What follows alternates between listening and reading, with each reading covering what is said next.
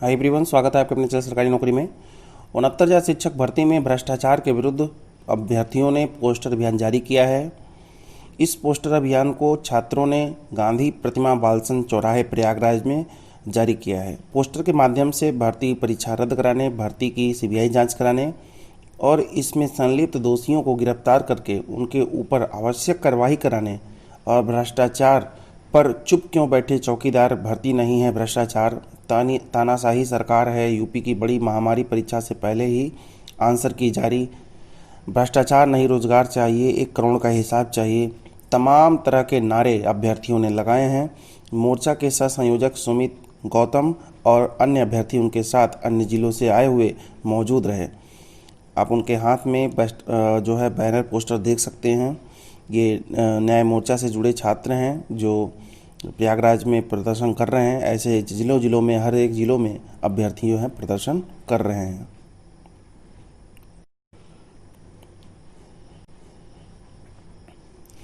वहीं गाजीपुर में फर्जी शिक्षक मिल गए हैं। 3 फर्जी शिक्षक वहां पे प्राप्त हुए हैं। जिले में 3 शिक्षक बीएससी के फर्जी हस्ताक्षर से समाज कल्याण विभाग द्वारा संचालित स्कूलों में नौकरी पा गए, अपने ही बीएससी बन गए थे। नियुक्ति पाने के बाद समाज कल्याण विभाग के स्कूलों में 2 साल से पढ़ा रहे हैं। इन सभी नियुक्ति पत्रों पर तत्कालीन बेसिक शिक्षा अधिकारी अशोक कुमार यादव के साइन हैं, जिन्हें 2 साल बाद जांच में फर्जी बताया गया। बीएससी ने समाज कल्याण अधिकारी को पत्र भेजकर कार्रवाई की मांग की तो विभाग के अधिकारी चुप्पी साध कर बैठ गए कि कैसे हम इनके ऊपर जांच बैठाएं। जांच में 2018 में नियुक्त हुए 3 शिक्षकों के पत्र पर तत्कालीन बीएससी अशोक कुमार यादव के हस्ताक्षर जो जाली पाए गए थे। यह अध्यापक समाज कल्याण विभाग से संचालित नोनहरा स्थित प्राइमरी पाठशाला में तैनात सतीश यादव, जमिनिया के अनुसूचित जाति प्राथमिक विद्यालय में रितेश कुमार यादव और रामपुर कुगड़ा में भानु प्रसाद गुप्ता हैं। ये जो मामला है गाजीपुर का है। जब प्रबंधक की ओर से इन अध्यापकों के वेतन भुगतान के लिए विभाग से अनुमति मांगी गई तो जांच में नियुक्ति प्रक्रिया के सत्यापन पर तीनों अध्यापकों की नियुक्ति फर्जी मिली। आपको पता होगा कि अध्यापकों को इस समय काफ़ी समस्या झेलनी पड़ रही है, क्योंकि जो सही अध्यापक हैं उनकी भी समस्या है, उनके भी सर्टिफिकेट की जांच की जा रही है, ऐसा अध्यापकों का मानना है। फिलहाल कोई समस्या नहीं होनी चाहिए। पिछले सप्ताह अध्यापकों के प्रत्यावर्तियों की जाँच करने और 2 वर्ष के भीतर जितनी भी भर्तियाँ हुई हैं इन संस्थाओं में उनकी जांच करा करके और नियुक्त फर्जी लोगों को बाहर। वहीं असिस्टेंट प्रोफेसर बनने वाले अभ्यर्थियों के लिए खास खबर है, खुशखबरी है। 3900 पदों पर जो भर्ती होनी है, पिछले मैं कई वीडियो में मैं बता चुका हूं इसके बारे में। प्रतियोगी छात्रों के लिए अच्छी खबर है। शासन ने प्रदेश के सहायता प्राप्त जितने भी डिग्री कॉलेज हैं उसमें काफ़ी सारी सीटें असिस्टेंट प्रोफेसर की बची हुई हैं। लगभग 4000 सीटें हैं, जिसको 3900 के नाम से जाना जाएगा। फिलहाल भर्ती प्रक्रिया शुरू कराने के लिए हरी झंडी दी गई है और उच्च शिक्षा निदेशालय बहुत जल्द ही इस रिक्त पदों का ब्यौरा भेज देगा। और जो इसकी निदेशक हैं डॉक्टर वंदना शर्मा, उन्होंने आयोग को अध्याचन भेजने से पूर्व एक बार फिर क्रॉस चेक कराया जा रहा है। देखा जा रहा है कि जिन कॉलेजों से जो रिक्त पद भेजे गए हैं वह नियमानुसार हैं कि नहीं। आरक्षण की स्थिति से भी देखभाल की जा रही है। 3900 पद जो हैं 43 विषयों के जो है निकाले जाएंगे। प्रदेश भर में मिले रिक्त पदों का सत्यापन कराने के बाद शिक्षा निदेशालय ने फरवरी के सप्ताह में शासन को रिक्त पदों का ब्यौरा भेजा और अनुमति मांगी थी। लॉकडाउन की वजह से जो है प्रक्रिया सुस्त पड़ी हुई थी। फिलहाल अब तेजी आएगी 3900 पदों पर। बात करें, काफ़ी सारे अभ्यर्थी जो हैं 29 जुलाई को बीएड प्रवेश परीक्षा देने वाले हैं, तो उनके लिए खबर है। यह प्रवेश प्रक्रिया जो है, जो एग्ज़ाम डेट है, यह आगे बढ़ सकता है, पोस्टपोन हो सकता है, क्योंकि बहुत सारे ऐसे कॉलेज हैं जिन्हें सेंटर न बनाए जाने का आदेश आ गया है।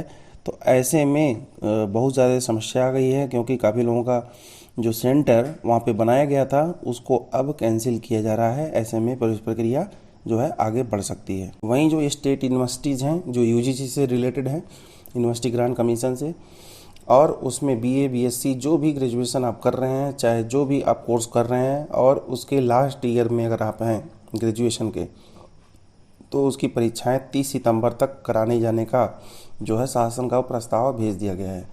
अगर आप सेकेंड ईयर हैं तो आपको फर्स्ट ईयर के अकॉर्डिंग आपका प्रमोशन हो जाएगा। फिर थर्ड ईयर में है उसका एग्ज़ाम होना है, उसको किसी तरह की छूट नहीं मिलेगी। और वहीं जो सेमेस्टर की परीक्षाएं हैं उनकी भी जो लास्ट सेमेस्टर की हैं वही केवल परीक्षाएं होंगी।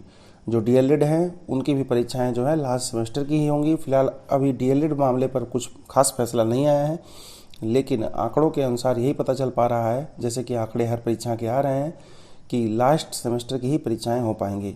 यानी कि जो थर्ड सेमेस्टर में होगा, सेकेंड में होगा, उनकी परीक्षाएं नहीं होनी हैं, केवल फोर्थ सेमेस्टर की ही डीएलएड की परीक्षाएं होनी हैं। वहीं एलटी ग्रेड की जो काउंसलिंग है 31 तक शुरू की जाएगी। एलटी ग्रेड के चयनित अभ्यर्थियों की काउंसलिंग 31 जुलाई तक शुरू करा दी जाएगी। चयन के बावजूद काफ़ी देरी हो रही है। इस देरी से नाराज अभ्यर्थियों ने अपर शिक्षा निदेशक माध्यमिक शिक्षा राज्य की अंजना गोयल के पास पहुंचे और उन्होंने एक आश्वासन दिया कि आप लोग घबराएं नहीं, धरना प्रदर्शन मत करें, आपको 31 तारीख तक आपकी जो प्रक्रिया है वह संपन्न होगी, अर्थात शुरू होगी। आपकी जो मांगें हैं 31 तारीख तक संपन्न हो जाएगी आपकी मांग, और उसी दिन से आपकी जो है काउंसलिंग शुरू हो जाएगी। आपको बता दें 13 विषयों में चयनित 4244 अभ्यर्थियों की काउंसलिंग कराए जाने का नियुक्ति पत्र जारी किया जाना है। अभ्यर्थी लगातार मांग किए जा रहे हैं। सत्यापन में वक्त लगने के कारण अभ्यर्थियों का सब्र टूट गया और सोमवार को एलटी समर्थक मोर्चा के संयोजक विक्की खान के नेतृत्व में भारी संख्या में अभ्यर्थी धरना प्रदर्शन करने पहुंच गए। जो अभ्यर्थी हैं उनसे विद्यालयों का विकल्प भरवाने के बाद उन्हें नियुक्ति पत्र जारी किया जाएगा। उधर एलटी ग्रेड शिक्षक भर्ती के तहत पेपर लीक मामले में जो हिंदी और सामाजिक विज्ञान के फंसे हुए अभ्यर्थी हैं उनके भी रिजल्ट को जारी कराने का मांग किया गया है। फिलहाल अभी उस पर जांच चल रही है। अभी उस और 69,000 अभ्यर्थियों को एलटी ग्रेड के नियुक्ति से बहुत बड़ा फ़ायदा मिलेगा। ऐसे में 4,000 जो अभ्यर्थी हैं इसमें लगभग अभी चयनित हैं। इसमें काफ़ी सारे अभ्यर्थी 69,000 में भी चयनित हैं। अगर ये यहाँ पे सिलेक्ट हो गए तो 69,000 में सीटें बचेंगी जो अन्य लोगों को लाभप्रद होंगी। वहीं पीसीएस 2018 का जो मेंस का रिजल्ट आया है, ऐसे अभ्यर्थियों के लिए खास खबर है कि इन लोगों का इंटरव्यू 26 दिन में पूरा होगा। इंटरव्यू 13 जुलाई से 7 अगस्त के बीच आयोजित किया जाएगा। कुछ ऐसे अभ्यर्थी थे 20 की संख्या में जिन्हें इस भर्ती प्रक्रिया में शामिल नहीं किया जा रहा था, अर्थात इंटरव्यू में शामिल नहीं किया जा रहा था। ऐसे लोग कोर्ट पहुंचे और कोर्ट में जो याचिकाकर्ता थी खुशबू, उन्होंने याचिका में कहा, अपनी समस्या बताई कि हमें इंटरव्यू में शामिल नहीं किया जा रहा है। तो सरकार कोर्ट की तरफ से सरकार को आदेश दिया गया है कि इन 20 अभ्यर्थियों को ऑनलाइन प्रक्रिया में शामिल करके इनको इंटरव्यू लेटर अर्थात इंटरव्यू एडमिट कार्ड जो होता है इन्हें मेल पर ही उपलब्ध कराया जाए और इनकी जो इंटरव्यू है वो छूटनी नहीं चाहिए। वहीं एक बात कर लेते हैं जो डीएलएड धारी जो भावी अध्यापक हैं जो होने वाले हैं, तो ऐसे में इन्होंने मांग की है कि हम लोगों को हर एक शिक्षक भर्ती प्रक्रिया में वरीयता दी जाए। डीएलएड बीटीसी जिसे कहते हैं, प्रशिक्षुओं ने बेसिक शिक्षा विभाग की सभी शिक्षक भर्तियों में फर्स्ट प्रेफरेंस प्रथम वरीयता दिए जाने की मांग को लेकर हाईकोर्ट में याचिका दाखिल की थी। अब याचिका में ये कहा गया कि जितनी भी सीटें हैं पहले हम लोगों को मौका दिया जाए, उसके बाद कोई डिग्री धारक मौका पाए, जैसे बीएड हो गया या अन्य कोई डिग्री धारक हो। फिलहाल का ये मामला जो है 69,000 में भी यही चल रहा है। लोग यही मांग कर रहे हैं कि डीएलएड धारी को ही प्रथम वरीयता दी जाए। इन्होंने मुख्यमंत्री योगी आदित्यनाथ